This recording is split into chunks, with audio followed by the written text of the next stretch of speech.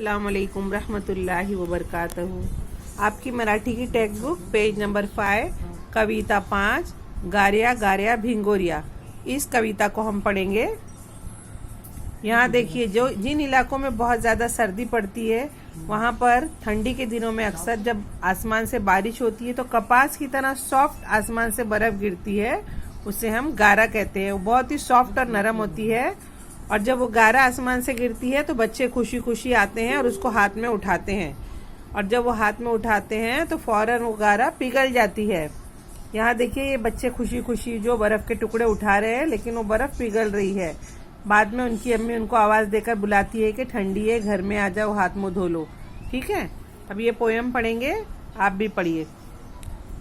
टप टप टप टप पड़ती गारा, पट पट पट पट वेचू साऱ्या, पकडूनी धरता वितळूनी गेल्या गार्या गार्या भिंगोऱ्या।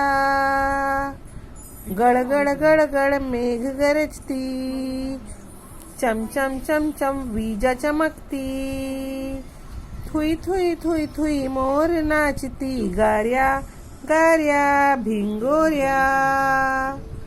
थंड थंड थंड थंड थंडी वाजते, हाक आईची ऐकू येते, घरात जाऊनी स्वच्छ होऊया गार्या गार्या भिंगोऱ्या।